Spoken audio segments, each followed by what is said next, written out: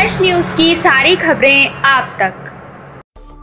4 साल के बच्चे के गले में फंसी सीटी को निकालकर डॉक्टर ने दी बच्चे को नई जिंदगी।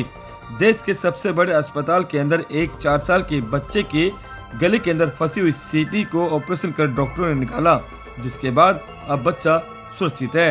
आपको बता दें कि हरियाणा के नूह में रहने वाले परिवार के एक बच्चे की जान पर आफत आ गई थी जब उसके गले में सीटी फंस गई थी, जिसके बाद उसको दिल्ली लाया गया और उसका ऑपरेशन किया गया, जहां एम्स के डॉक्टरों ने उसकी जिंदगी बचाई है।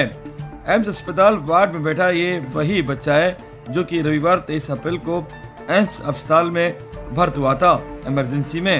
इसके परिवार के लोगों ने इसे भर्ती कराया था और उसकी कंडीशन देखते हुए डॉक्टर ने तुरंत ही उसका ऑपरेशन करने का निर्णय लिया था और उसके बाद ऑपरेशन किया था और उसके बाद सीटी निकाली गई और बच्चे की जान बचाई गई। ये बच्चा को ईद के मौके पर उसके माँ बाप ने एक नई चप्पल दिलाई थी जिसके अंदर सीटी हुआ करती थी। तो जब बच्चा चलता है तो चप्पल के सोल से हवा अंदर बाहर होती है तो सीटी बजती है, बच्चे को प्रोत्साहन मिलता है, वो ज़्यादा चलता है। बदकिस्मती की बात है कि बच्चे ने वो सीटी चप्पल से निकाल ली या स्वयं निकल गई और उसे मुंह में लेकर खेल रहा था, तो उस समय वो सीटी किसी प्रकार उसकी श्वास की नली के अंदर चली गई। तो जब मेरे पास आया था बच्चा, नूह जिले से आया था, हरियाणा से, लगभग 1.5 से 2 घंटे का रास्ता एम्स आने का, तो उसको सांस लेने में कठिनाई हो रही थी। बच्चा हल्का नीला भी पड़ा हुआ था और जब सांस ले रहा था तो उस सीटी के द्वारा हवा अंदर बाहर होने की वजह से सीटी की आवाज़ें आ रही थी। चैलेंज रहा, कितने घंटे का ये ऑपरेशन? इस तरह के ऑपरेशन चैलेंजिंग बहुत होते हैं क्योंकि इनमें जीवन और मृत्यु का खतरा होता है। जीवन मृत्यु से ज़्यादा इसमें मस्तिष्क के इरिवर्सिबली डैमेज होने का खतरा होता है, क्योंकि सांस की नली है, उसके अंदर आप दूरबीन द्वारा निकालते हैं जो भी चीज़ फंसी होती है। तो जैसा मैंने अभी थोड़ी देर पहले बताया कि उस 4 साल के बच्चे की सांस की नली आपकी छोटी उंगली से भी छोटी होती है। उसके अंदर आपको एक कैमरा डालना होगा ताकि अंदर देख सकें, आपको एक छोटा सा बल्ब वहाँ पहुँचाना होगा ताकि उजाला रहे, एक औजार आप डालेंगे ताकि पकड़ के निकाल सकें, और आपको एक व्यवस्था बनानी होगी कि ऑक्सीजन अंदर जा सके और कार्बन डाइऑक्साइड बाहर आ सके। सो चैलेंजिंग होता है, बच्चे की जान जाने का खतरा होता है, मस्तिष्क डैमेज होने का खतरा होता है। यदि सांस रुक जाती है तो हमें तुरंत गले में काट कर सांस की नली में ट्यूब डालनी पड़ती है, जिसे हम ट्रेकियोस्टमी बोलते हैं, और कभी नहीं निकल पाता है तो हमें छाती काट कर तब इसको बाहर निकालना होता है। ये ऑपरेशन तो इसको हम अंग्रेजी में commonly bronchoscopy and foreign body removal बोलते हैं।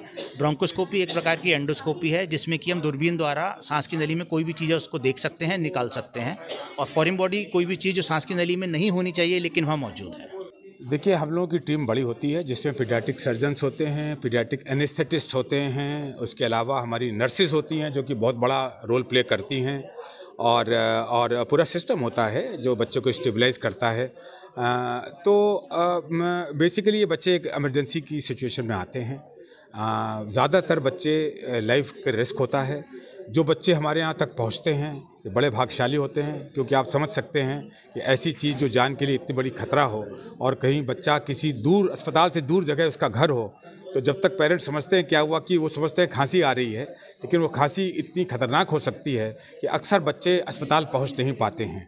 तो जो बच्चे हमारे पास पहुंचते हैं वो तो एक छोटा सा ही प्रोपोर्शन है, क्योंकि बच्चे तो ऐसे जिनमें कि जानलेवा ब्लॉक हो जाए एयरवे में वो सर्वाइव भी करते हैं। तो हम लोग एक छोटा, इसीलिए चिंता ज़्यादा है कि जिसको बच्चे को हम निकाल रहे हैं वो शायद एक बड़े स्पेक्ट्रम का छोटा भाग ही है। हमको पहुंचना चाहिए दूर तक, जहां पे ये संभावनाओं को दूर किया जा सके कि बच्चा कभी कोई चीज़ सांस में ले।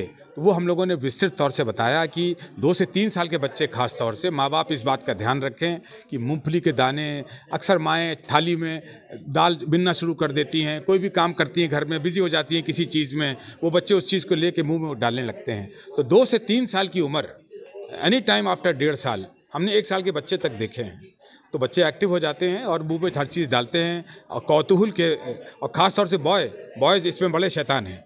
बॉयज़ थोड़े चलने लायक हो जाते हैं और किचन में जाते हैं, कोई चीज़ उबल रही है उसको पकड़ के बेचारे खींचते हैं, और गर्ल्स थोड़ी शांत होती हैं।